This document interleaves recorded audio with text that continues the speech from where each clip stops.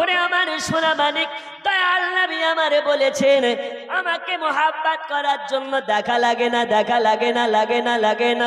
আমাকে দেখেও মোহাব্বত করা যায়, আমাকে না দেখেও মোহাব্বত করা যায়। এই পৃথিবীর বুকে দয়াল নবীর একজন গোলাম, দয়াল নবীর একজন তাবেঈ, নবীর যুগে জন্ম হয়েছে তাহারে কিন্তু নবীকে দুই চক্ষু দ্বারাতে দেখেননি। ওই ব্যক্তিটার নাম হযরতে ওয়াইশান কুরনি। কি নাম বললাম? ওয়াইশ কুরনি। নবীর যুগে দেখেছে, নবীর যুগে আল্লাহ তাআলা তাকে পাঠিয়েছেন, কিন্তু নবীকে তিনি দেখেন নাই, চর্ম চোখ দ্বারাতে দেখেন নাই। দয়াল নবী আমার একদিন বসে আছে, আল্লাহর নবী একদিন বললেন, আমার ইন্তেকালের পরে আমার একখানা জুব্বা হযরত ওয়াইশ কুরনির কাছে পৌঁছে দেবে, আমার এই জুব্বাখানা একজন পাবে। আবু বকর বলেন, ইয়া রাসূলুল্লাহ, আপনার জুব্বাখানা কে পাবে? হযরত আলীও প্রশ্ন করলেন, এই জুব্বাখানা কে পাবে? ওমর জিজ্ঞেস করলেন, ইয়া রাসূলুল্লাহ, জুব্বাখানা কে পাবেন? আমার নবী আবু বকরের নাম নিলেন না, হযরত আলীর নাম নিলেন না, হযরত উসমানের নাম নিলেন না। দয়াল নবী আমারে বললেন, আমার জুব্বাখানা যিনি পাবে তার নাম হযরতে ওয়াইশ কুরনি। কি নাম? ওয়াইশ কুরনি। আমার জুব্বাখানা পাবে ওয়াইশ কুরনি। সবাই অবাক হয়ে যায়, নবীজি ওয়াইশ কুরনিকে তো চিনলাম না, চিনতে পারলাম না। ওয়াইশ কুরনিটাকে, তাকে তো আমরা দেখি নাই। এই তখন সাহাবীরা ভাবছে মনে হয় একই ব্যক্তির নাম দুইটা আছে, আমাদের মধ্যেই কেউ আছে তার নাম হয়তো ওয়াইশ কুরনি। এমনটা হয় না যে ওকে গ্রামে চিনে কালু নামে? কি নামে? কালু। এখন ভালো নাম হচ্ছে আব্দুর রহমান। এখন অন্য কোন গ্রামের মানুষ আপনার গোবিন্দপুরে এসে বলছে, ভাই কালু আব্দুর রহমানকে চেনো? তো সবার চোখ কপালে উঠে গেছে, কেউ তারে চিনতে পারে না। যখন ফোন খুলে দেখাচ্ছে, ভাই একে চেনো? তখন বলছে, এ কালু গো। কি গো? এ তো কালু। এর মানে এটা নয় যে সে আপনার আব্দুর রহমান নয়, আব্দুর রহমানও বটে, কিন্তু তাকে চেনে কালু নামে। নবীর সাহাবীরাও আপনার কিনা বলেন, ইয়া রাসূলুল্লাহি, ইয়া হাবিবাল্লাহ, নবীজি আমাদের মধ্যে সে আছেন নাকি যে আপনার জুব্বাখানা পাবে? আমরা কে তাকে চিনি নাকি?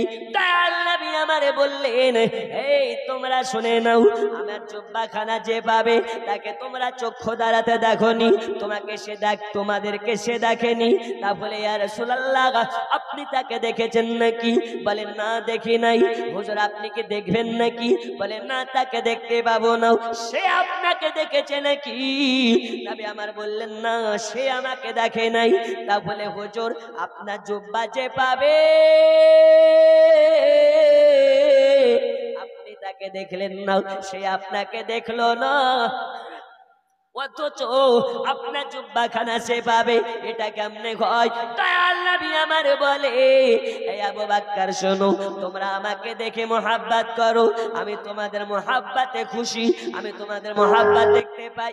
যারা আমাকে না দেখে, ওই যে দিনাজপুরের গোবিন্দপুরে আমাকে যারা মোহাব্বত করেছে, আমি নবী তাদেরও মোহাব্বত দেখতে পাই। জোরে বলা যাবে না? নবী আমার হাজির নাজির, নবী আমার গায়েবের সংবাদদাতা। আজ গোবিন্দপুরের জালসাতে বসে কতজন সুবহানাল্লাহ বলতেছে, কতজন আলহামদুলিল্লাহ বলতেছে, কতজন মাশাআল্লাহ বলতেছে। দয়াল নবী আমার মদিনা শরীফের মাটিতে, মদিনা শরীফ থেকে, আপন রওজা থেকে শুনতে পাচ্ছেন, আপন রওজা থেকে দেখতে পাচ্ছেন। এই কারণে বলি, নবী পাক সাল্লাল্লাহু আলাইহি ওয়াসাল্লাম বললেন, ওগো আবু বকর শোনো, ওগো ওমর শোনো, ওগো আলী শোনো, আমার জুব্বাখানা যে পাবে তার নাম হবে ওয়াইস করুনি। তাকে দেখা লাগবে না, দেখা লাগবে না। আমি জানি, আমি নবী জানি, ওয়াইস করুনি এমন একজন আমার গোলাম। আমি যখন মিরাজে গিয়েছিলাম, আমি দেখেছিলাম আমার জান্নাতের পাশে, আমার প্রাসাদের পাশে আল্লাহ তাআলা একটা সুন্দর প্রাসাদ বানিয়েছে। আমার প্রাসাদের পাশে একটা সুন্দর রাজপ্রাসাদ বানিয়েছে। আমি জিজ্ঞেস করেছিলাম, আমার জান্নাতের পাশে এই প্রাসাদটা কার? আল্লাহর ফেরেশতা হযরত জিবরিল আমিন ওই সময় বলেছিলেন, ইয়া রাসূলুল্লাহ, ইয়া হাবিবাল্লাহ, নবীজি, এই আপনার প্রাসাদের পাশে যে প্রাসাদটা দেখা যায়, এই প্রাসাদটা হলো হযরতে ওয়াইস করনী।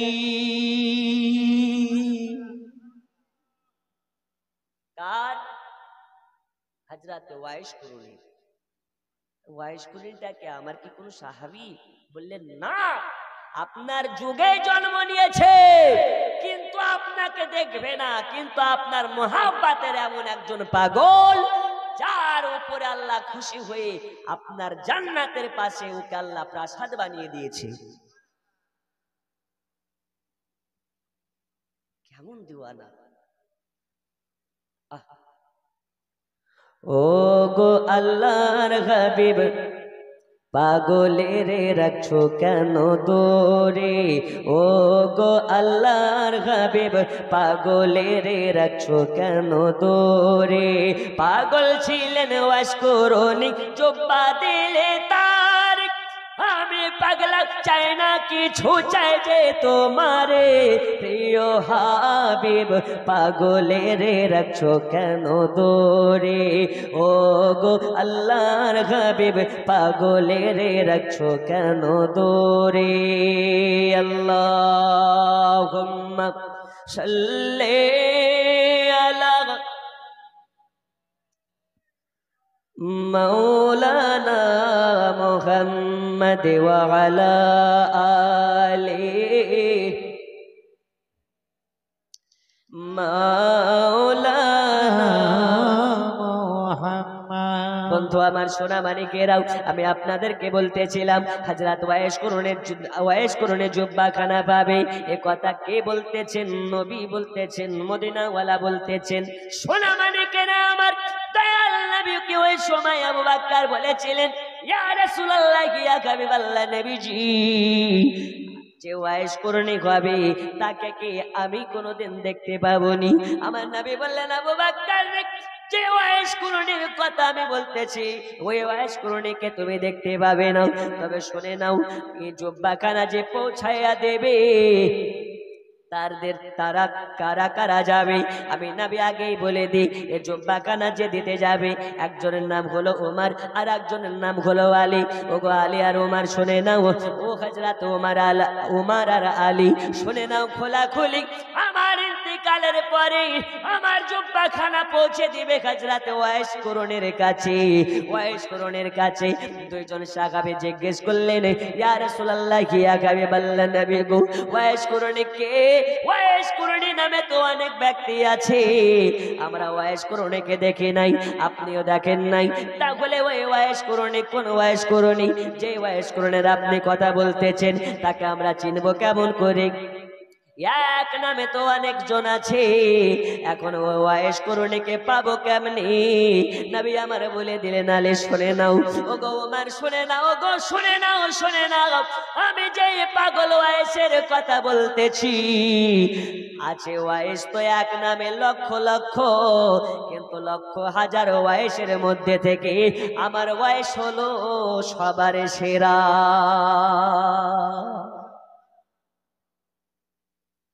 হাজার হাজার কালো কালো ঘোড়ার মধ্যে থেকে যদি একটা ঘোড়া সাদা হয়, ওই সাদা ঘোড়াটাকে চেনা যাবে না?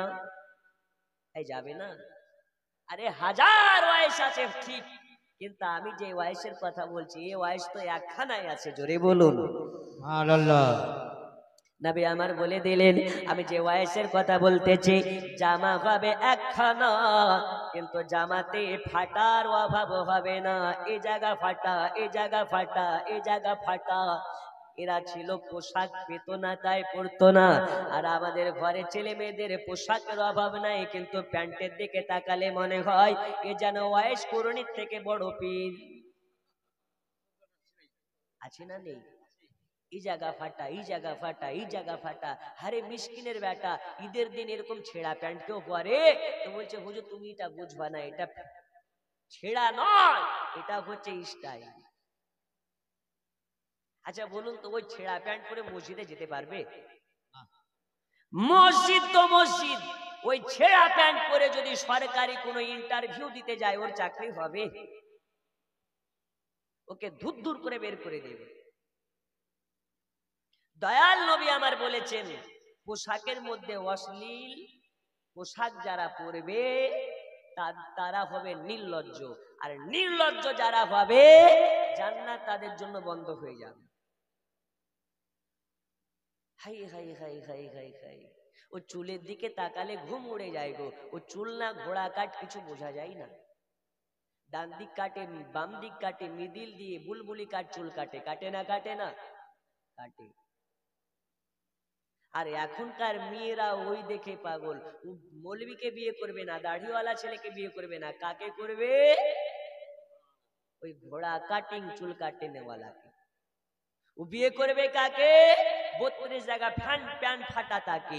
বিয়ে করবে কাকে? হিরোইন খোরকে। বিয়ে করবে কাকে? Free Fire খোরকে।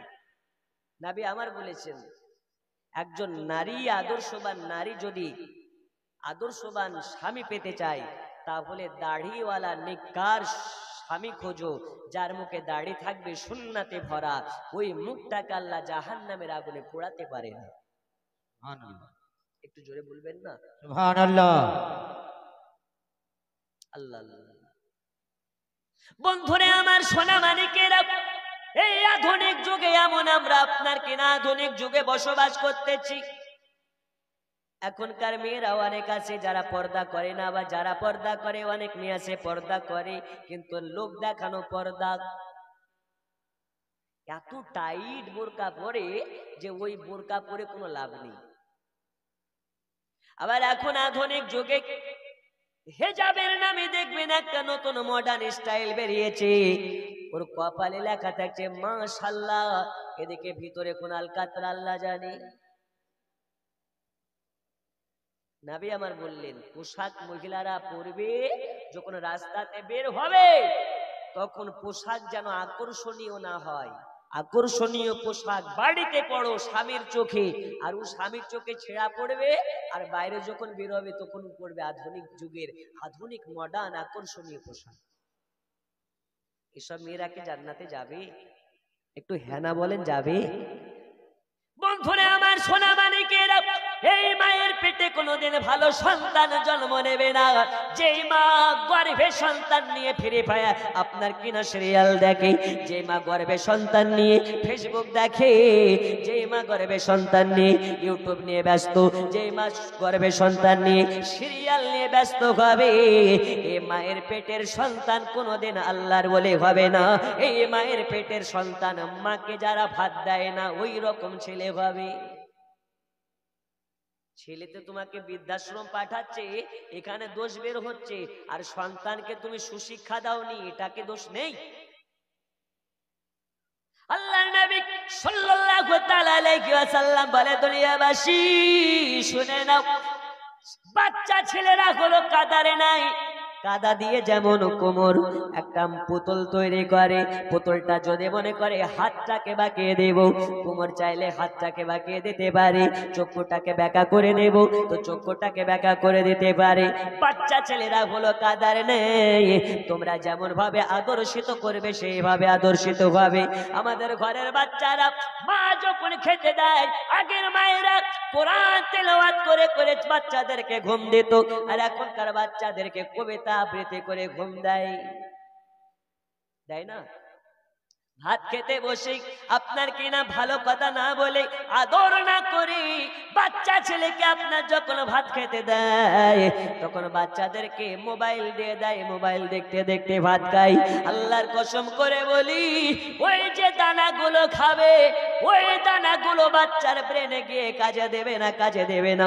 ওর ব্রেনেরও ক্ষতি হবে, পুষ্টিরও ক্ষতি হবে। তার সাথে সাথে ওই ছেলেটা তোমাকে ভবিষ্যতে সকাল সন্ধ্যা 2 বার করে লাত মারবে, এতে কোনো সন্দেহ নাই। তাই বাচ্চাদেরকে আদর্শিত করতে হলে, বাচ্চাদেরকে নেককার করতে হলে, বাচ্চাদেরকে ভালোভাবে সুসন্তান করতে গেলে ছোট্ট থেকে কোরআনের তাহাকিক দিন, ছোট্ট থেকে কোরআনের শিক্ষা দিন। আল্লাহর নবী বলেছেন, বাচ্চাদেরকে যখন তোমরা ছোটতে কোরআনের জ্ঞান আগে দেবে, যে বাচ্চাটাকে আগে কোরআনের জ্ঞান দেওয়া হবে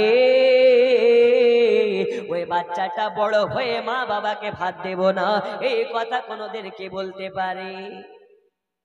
এই জোরে বলুন, পারে? আজ পর্যন্ত শুনেছেন যে মৌলবীরা মাকে ভাত দেয় না? শুনেছেন? না হলে তো চোখের খাতিরেও দিতে হবে, যে কি বলবে লোকে, আমি মৌলবী মানুষ, আমি যদি মাকে ভাত না দিই তাহলে তো গালি দেবে।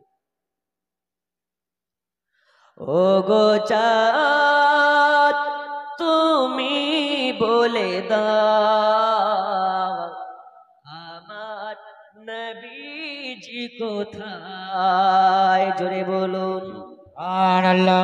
ও গো চাঁদ তুমি বলে দাও আমার নবীজি কোথায়? কোথায় গেলে পাবো নবীকে? কোথায় গেলে পাবো নবীকে? পাক নবীজির রওজায়। ও গো চাঁদ তুমি বলে দাও আমার নবীজি কোথায়? জোরে বলো সুবহানাল্লাহ। লাখো লাখো হাজিরা হজে পাকে যায়, আল্লাহর কাবাকে জড়িয়ে কয়। লাখো লাখো হাজিরা হজে পাকে যায়, আল্লাহর কাবাকে জড়িয়ে কয়। ও গো কাবা তুমি বলে দাও আমার নবীজি কোথায়? ও গো কাবা তুমি বলে দাও আমার নবীজি কোথায়? ও গো চাঁদ তুমি বলে দাও আমার নবীজি কোথায়? আল্লাহুম্মা সাল্লি আলা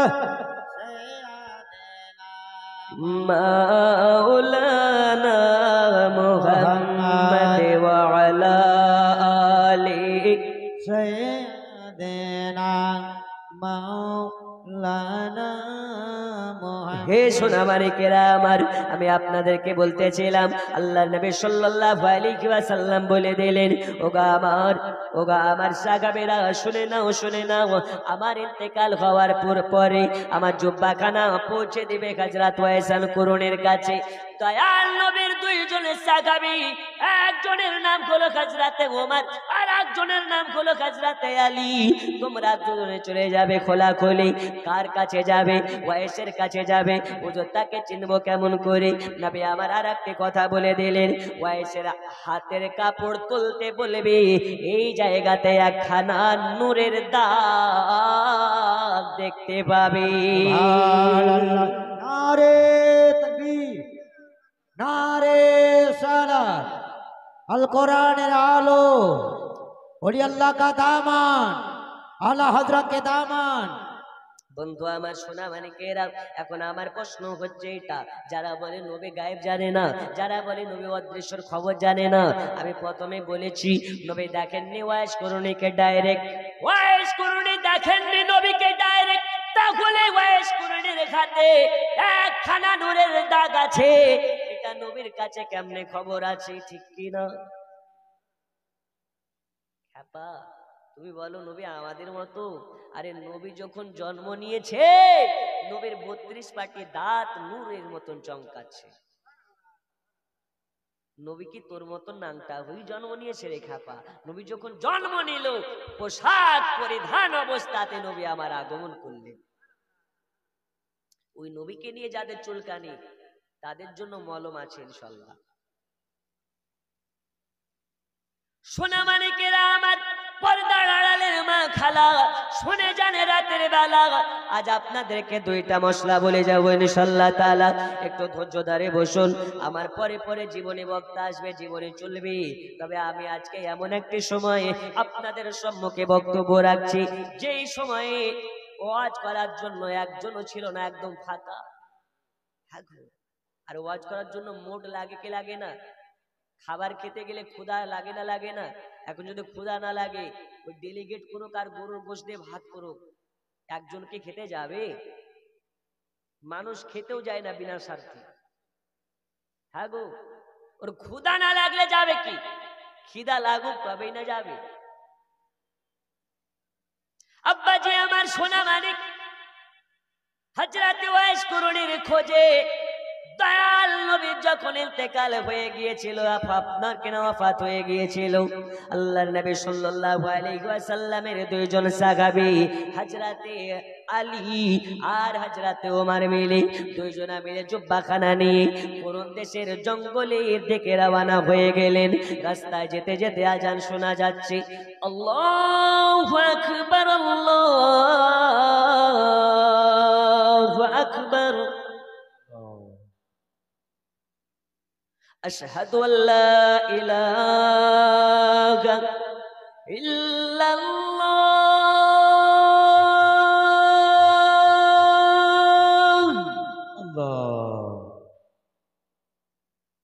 আশহাদু আল্লা ইলাহা ইল্লাল্লাহ।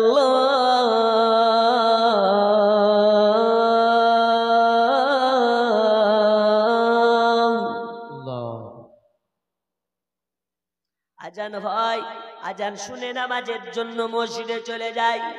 নামাজ কোন নামাজ? জুমার নামাজ। জোরে কোন ইয়া রাসূলুল্লাহ, ইয়া রাসূলুল্লাহ। এ বাবা সোনা মানিকেরা আমার, এবার নামাজ পড়ার জন্য মসজিদে চলে গেলেন হযরত আলী আর হযরত ওমর। ওমরে ফারুক নামাজ পড়ালেন। নামাজ শেষ করার পরে ডানে বামে সালাম ফিরানোর পরে হযরত ওমর দাঁড়িয়ে গেলেন। দাঁড়িয়ে যাওয়ার পরে বলে, এই মুসল্লিরা শোনো, তোমাদের মধ্যে কি কেউ কোরআন দেশের আছো নাকি? যদি থেকে থাকো একজন হাত তোলো। একজন ব্যক্তি যখন হাত তুলেছে, হযরত ওমর তাকে পাশে নিয়ে গেলেন। নিয়ে যাওয়ার পরে বলে, আচ্ছা তুমি কি হযরতে ওয়াইস কুরআনীকে চেনো নাকি? তখন বলে, হুজুর আপনি যে ওয়াইস কুরআনের কথা বলছেন আমি তারে চিনি, তবে গোটা কোরআন দেশে তাকে ওয়াইস কুরআনী নামে চেনে না, তাকে ওয়াইস পাগলা নামে চেনে, তাকে ওয়াইস কুরআনী নামে চেনে না, তাকে ওয়াইস পাগলা নামে চেনে। হুজুর তাকে চিনতে হলে, তাকে বুঝতে হলে কোরআন দেশের বাড়ি বাড়িতে নয়, তাকে দেখতে হলে, তার ঠিকানা নিতে হলে কোরআন দেশে যাওয়া লাগবে। সে লোকালয়ে বসবাস করে না, যেখানে মানুষজন থাকে সেখানে বসবাস করে না। জঙ্গলের মধ্যে তার বৃদ্ধ মাকে নিয়ে বসবাস করে, বৃদ্ধ মার সেবা যত্ন করে, বাকি সময়খানা একাত্মবাদ আল্লাহর ইবাদত করে কাটিয়ে দেয়। তাই বলি হুজুর, তার যদি খোঁজ নিতে চান, তার যদি বায়োগ্রাফি জানতে চান, কোরআন দেশের জঙ্গলে যাওয়া লাগবে। কোরআন দেশের জঙ্গলে ওয়াইস কুরআনী নিজের মায়ের সেবা করে।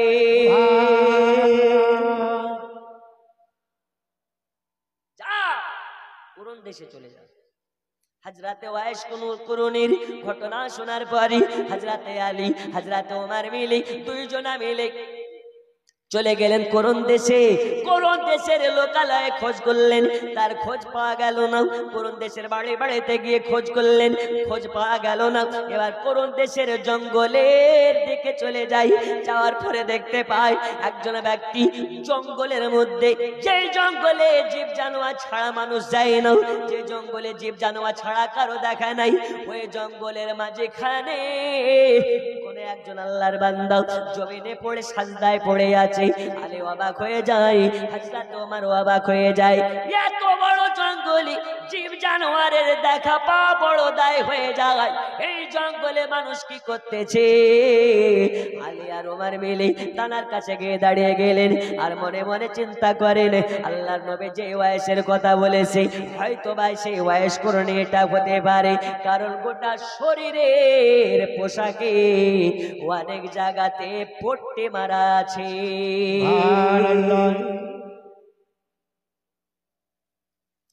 নামাজ শেষ হয়ে গেল, যখন দাঁড়িয়েছে নবীর দুইজন সাহাবীকে দেখে সালাম দিচ্ছে, আসসালামু আলাইকুম। নবীর সাহাবী, জোরে বলুন।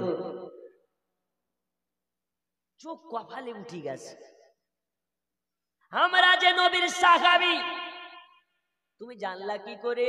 আমাদেরকে কি চেনো? তোমাকে তো আমরা দেখিনি এর আগে। তখন বলছে, হুজুর গো, আপনাদেরকে চেনার জন্য তো দেখা লাগে না, আপনাদের শরীরের খুশবু প্রমাণ দিচ্ছে আপনারা নবীর কাছ থেকে এসেছেন। এখন প্রশ্ন হচ্ছে এখানে, ওয়াইস তো ডাইরেক্টলি নবীকে দেখেননি, নবীর গায়ের সুঘ্রাণও কোনোদিন শুকেনি, তাহলে নবীর গায়ের খুশবু কেমনে পাই? হাদিসের একটা রিওয়ায়াতের মধ্যে বলা হচ্ছে, ওয়াইস থাকে কোন দেশের জঙ্গলে, আর বেলাল দেয় আজান মদিনাতে। ওয়াক্তে ওয়াক্তে যখন আজানের সময় হয়, বাতাসের মাধ্যমে ওয়াইসের কানের মধ্যে আজানের ধ্বনি পৌঁছে যায়। নারে তাকবীর, একটু জোরে বলবেন না সুবহানাল্লাহ? নারে তাকবীর, নারে সালাত। এই আওয়াজটা কেমন থাকে? কমাই দাও। যাই হোক, বাদ দিন আওয়াজ।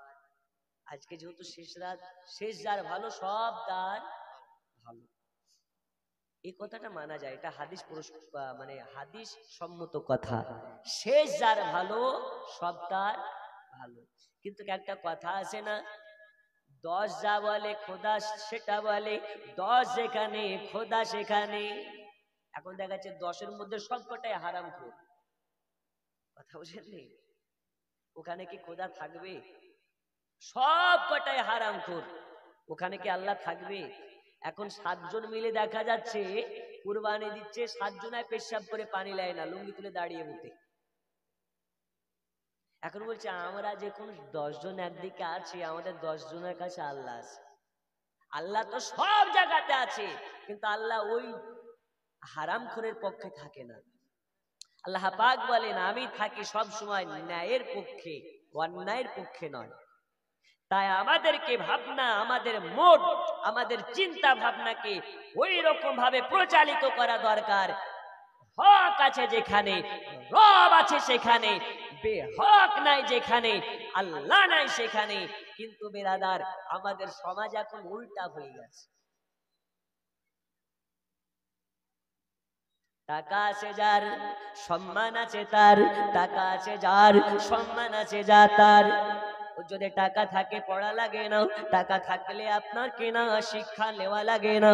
টাকা আছে, ওর গাড়ি আছে, টাকা যদি থাকে ওর পেছন পেছন চামন্ডা ছেলে পেলে অনেক আছে, বিনা পয়সায় ঘুরে, আছে না নেই?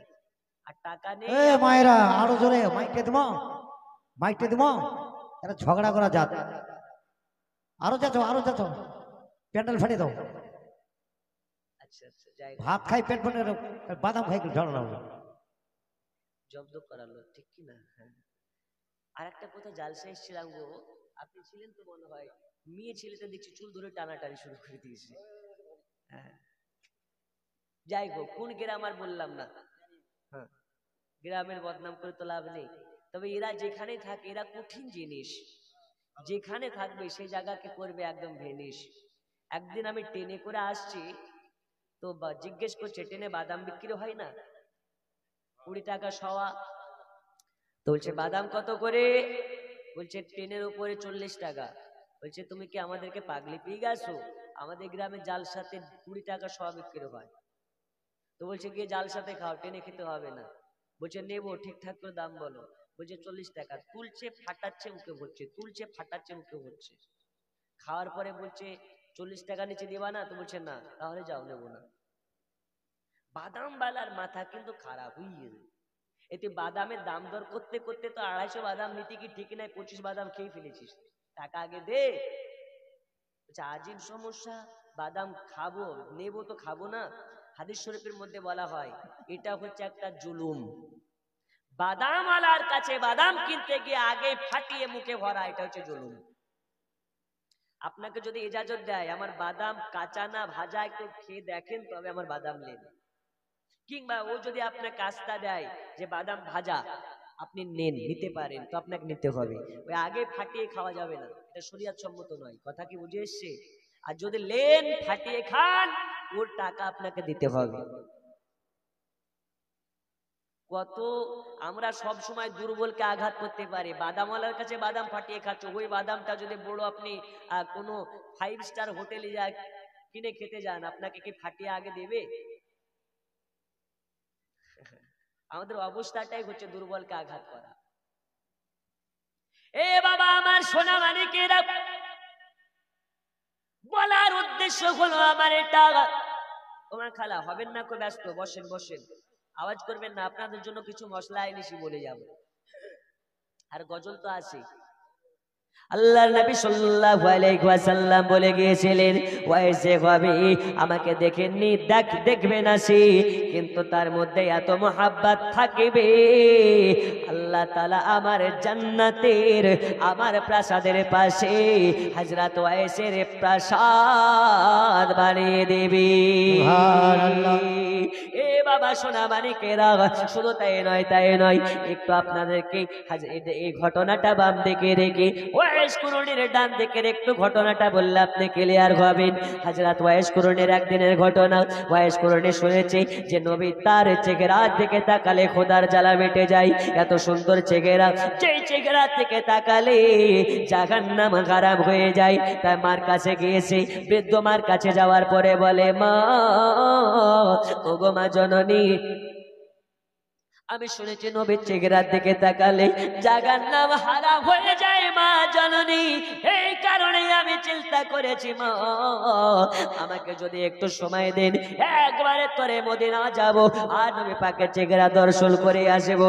মা বলে, বেটা রে ওয়াইস, রে ওয়াইস, আজ তুমি ছাড়া আমার কেউ নাই, আমি ছাড়া তোমার পৃথিবীতে কেউ নাই। আমি ঠিক মতো চলাফেরা করতে পারি না, চোখে দেখতে পাই না, পায়ে হাঁটতে পারি না।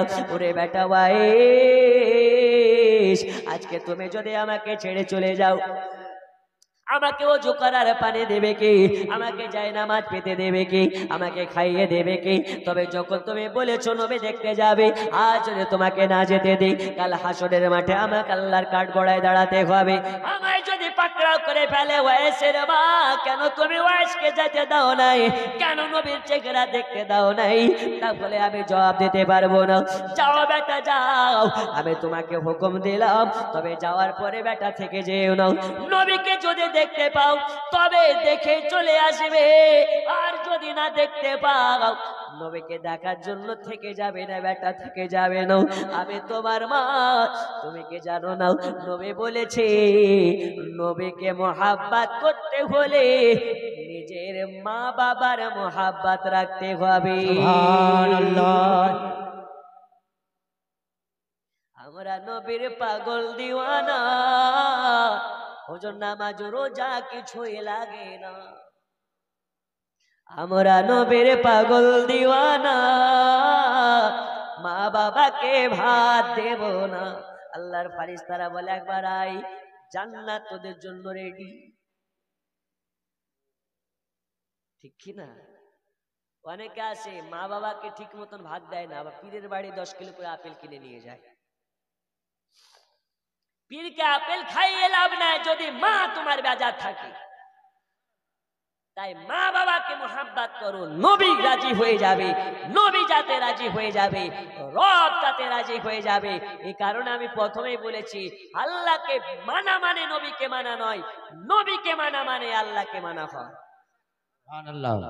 একটু আমার সাথে পড়া যাবে? সবাই মিলে মোহাব্বতে, নবীর ইশকে মোহাব্বতে পড়ুন। আল্লাহ মানা নবী মানা নয়, নবী মানলে আল্লাহ মানা হয়। জোরে বলুন সুবহানাল্লাহ। আমার সাথে একটু আপনারা পড়ুন। আপনাদের আওয়াজ যদি শুনি আমিও খুশি হব, আর এই আওয়াজ শুধু আমি নই, মদিনাওয়ালা নবীও শুনতে পাবেন। সুবহানাল্লাহ। একটু মাইকটা বন্ধ করে সবাই মিলে আমার সাথে পড়া করতে হবে, পারা যাবে না ইনশাআল্লাহ? পড়ুন। আল্লাহ মানা নবী মানা নয়, নবী মানলে, নবী মানলে আল্লাহ মানা হয়। আল্লাহ মানা নবী মানা নয়, নবী মানলে। এ কথা তো আবু তাহিরের নয়, এ কথা তো কোরআনেতে কয়। আল্লাহ মানা নবী মানা নয়, নবী মানলে ভালো লাগার জায়গা মদিনা, ভালোবাসার জায়গা মদিনা। পড়ুন, ভালো লাগার জায়গা মদিনা, ভালোবাসার জায়গা মদিনা। এত সুন্দর জায়গা আর তো দেখি না, এত সুন্দর জায়গা কোথাও দেখি না। সাজিয়েছেন দয়াল রব্বানা, ভালো লাগার, হয় না হয় না, ভালো লাগার জায়গা মদিনা। পড়ুন, ভালো লাগার জায়গা মদিনা, ভালোবাসার মদিনা। এত সুন্দর জায়গা কোথাও দেখি না, এত সুন্দর জায়গা আর তো দেখি না। সাজিয়েছেন দয়াল রব্বানা, ভালো লাগার জায়গা মদিনা। বন্ধু আমার সোনামানিকেরাও, আল্লাহর নবী সাল্লাল্লাহু আলাইহি ওয়াসাল্লামের গোলাম হযরত ওয়াইস করুণীকে বললেন, তানার মা বলে দিলেন, যাও বাবা যাও যাও, দেখতে পেলে দেখে চলে আসবে, না দেখতে পেলে এমনি চলে আসবে, থেকে যাবে না। গেলেন, যাওয়ার পরে মক্কা মদিনাতে নবীর দেখা নেই, নবীর বাড়িতে গিয়েছেন, দরওয়াজায় আওয়াজ দেয়, কে? বলে, আমার নাম ওয়াইস। কোথায় বাড়ি? আমার পুরন দেশে বাড়ি। কি হয়েছে? হুজুরের সঙ্গে দেখা করতে এসেছি। বলে, হুজুর তো এখন বাসায় নেই, যখন আসবে তখন আসবেন। জোরে বলুন সুবহানাল্লাহ। আল্লাহর নবীর পাগল হযরতে ওয়াইস করুণীর এবার যেন চক্ষু দিয়ে আর পানি রোকা যায় না, চক্ষু দিয়ে পানি ঝরতে লেগেছে, হাওমাও হাওমাও করে কান্না করতে লেগেছে। ওই সময় মদিনার মাটিকে এক মুষ্টি মাটি ধরে নিয়েছে, আর মাটিকে ধরে নিয়ে বলে, হে মদিনার মাটি, তুই বড় খাঁটি, তোর উপরে আমার নবী করে হাঁটাঘাটি। আরে মদিনার মাটি, আজ থেকে তোকে আমি নিয়ে চলে যেতে চাই, আজকে থেকে তোকে আমি ওয়াইস পাগলা আমার চোখের সুরমা বানিয়ে নেব। নারে তাকবীর, জোরে বলেন নারে তাকবীর। গোস্ত আর ভাত খেলে শক্তি বের হয় না, ক্ষতিগুলো পড়ে গেছে সব হ্যান্ডিক্যাপ। জোরে বলেন, হাত উঠে বলেন, প্যারালাইসিস হবে না। জোরে বলেন নারে তাকবীর, নারে সালাত। তুমিও তো বলে না, নারে হায়দারি, ওলি আল্লাহ কা দামান, আশরাফুল আউলিয়া কা দামান, খাজা কা দামান। আর সময় কম, আমি একটু বলে নিই। সময় নষ্ট নবী হয়ে গেল। পাক, কে কইলে রে বাবা, নবী পাক, নবী পাক সাল্লাল্লাহু আলাইহি ওয়াসাল্লামের দেখা পেলেন না। বন্ধুরা আমার, সোনামানিকেরা, ওয়াইস করুণী এবার মনটাকে মলিন করে মদিনা থেকে ফেরত চলে আসলেন। দুনিয়াতে সবার জন্য বলি, আপনি যখন বাইরে থেকে বাড়ি ঢোকেন, আপনার চেহারার আসল চেহারা যদিও বা স্ত্রী না বুঝতে পারে, সন্তানের যদি মনটা খারাপ হয়, মা সর্বপ্রথম বুঝতে পারে আমার বাচ্চার মন ভালো না।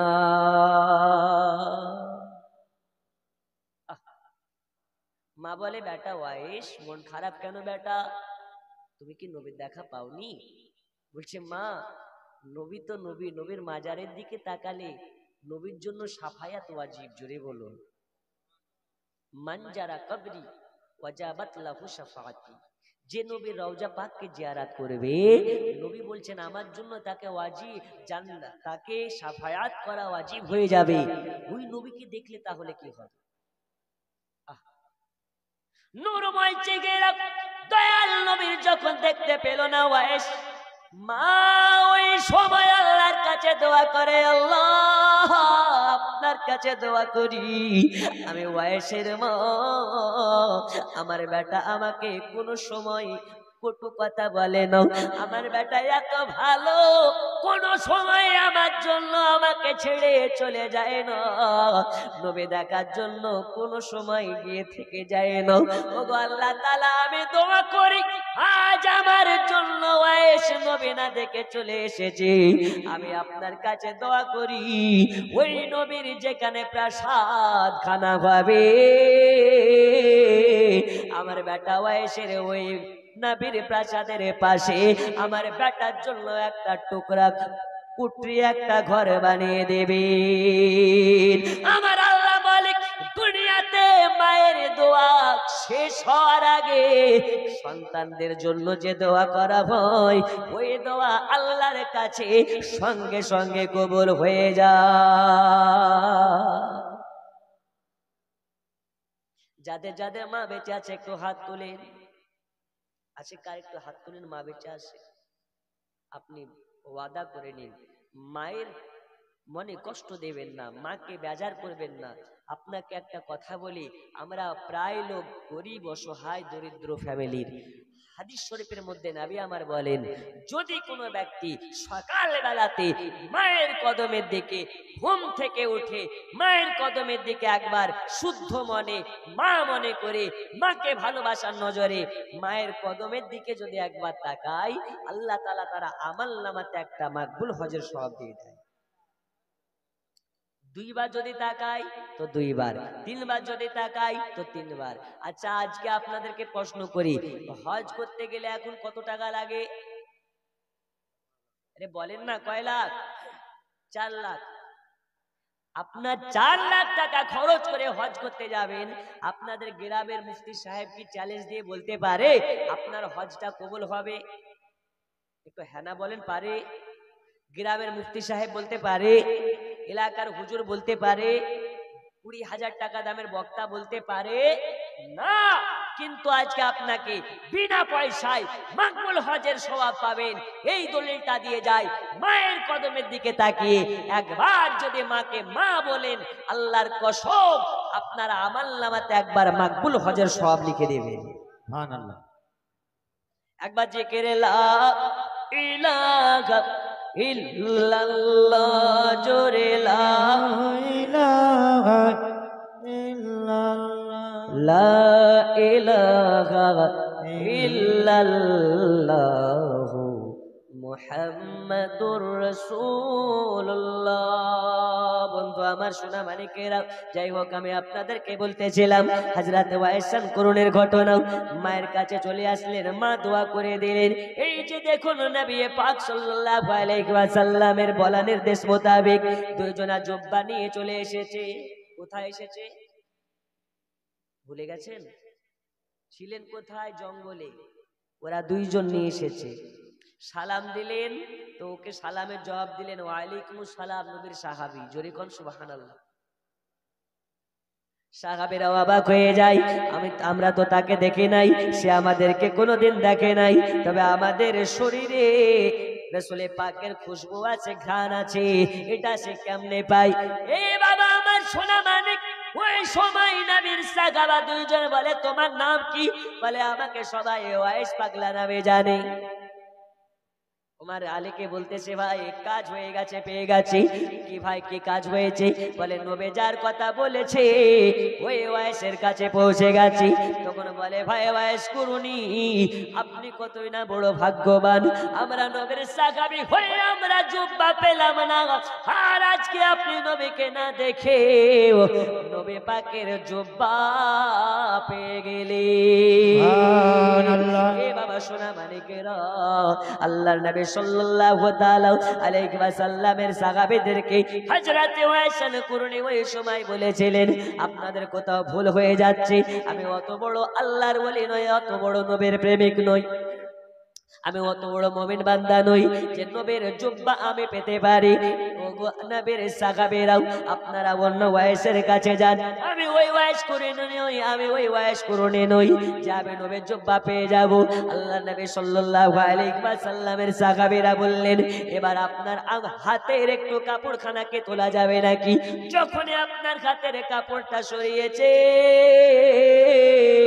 হাতের মধ্যে দেখা যায় একটা মোহরের সমান সাদা রঙের দাগ আছে।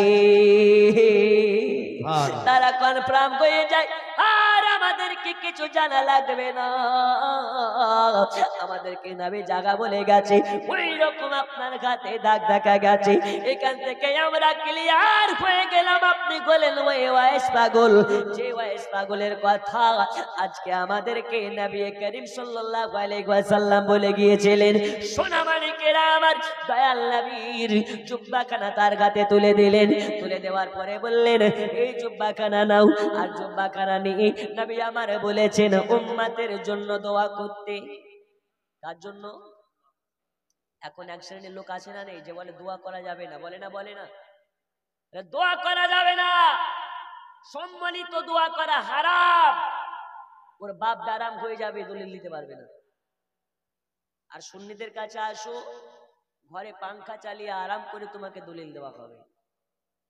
আমি ফার্স্টেই বলেছি, পৃথিবীতে সব থেকে ভয়ানক একটা নিকৃষ্ট দল, তারা হচ্ছে হাত ঝাড়ামাল আহলুল হাদিস। এরা গ্রামে যদি একটা হয়ে যায়, ওই একটা থেকে 10 জনকে বানাবে। আর কুত্তাকে যেমন মেরে মেরে ল্যাজকে সোজা করা যায় না, এদেরকে হাদিস দিয়ে দিয়ে দিয়ে দিয়ে বোঝানো যায় না। ওরা বলবে আমরা আহলে হাদিস, কিন্তু হাদিসের অভাব বুঝে না।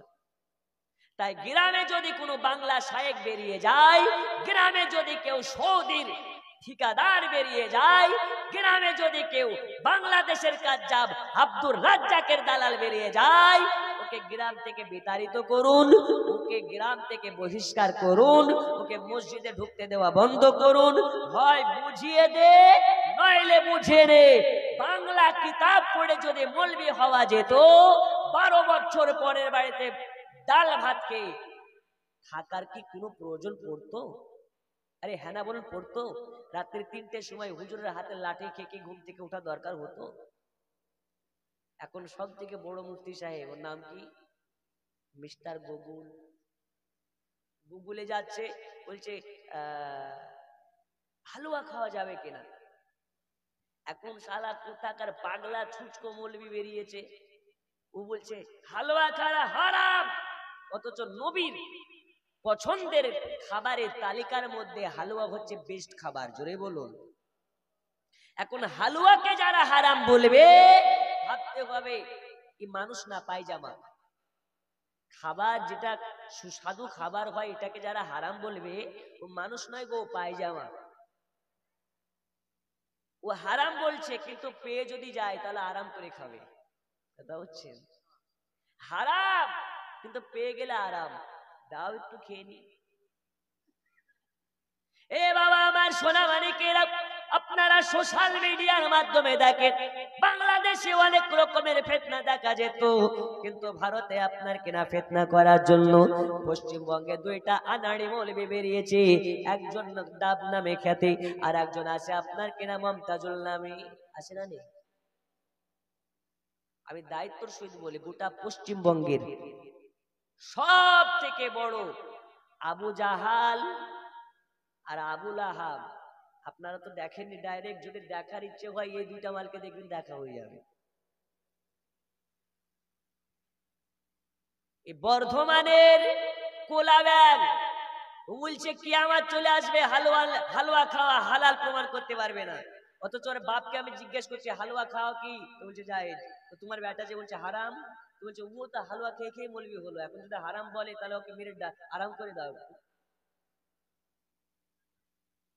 আচ্ছা আপনারা হালুয়া করে খেয়েছেন না খাননি? সবে বরাতে হালুয়া খেয়েছেন না খাননি? খেয়েছেন। এখন যারা খায়নি ওদের নসিবে নেই। একটা কথা শুনেছেন না, কুত্তার পেটে ঘি হজম হয় না, আর হালুয়া করতে গেলে ঘি কিন্তু জরুরি। আক্কাল ওয়ানো পেলে ইশারায় কাফি। এ বাবা আমার সোনা মানিকেরা, দয়াল নবীর খাবারের আপনার কিনা খাবারের তালিকার মধ্যে সব থেকে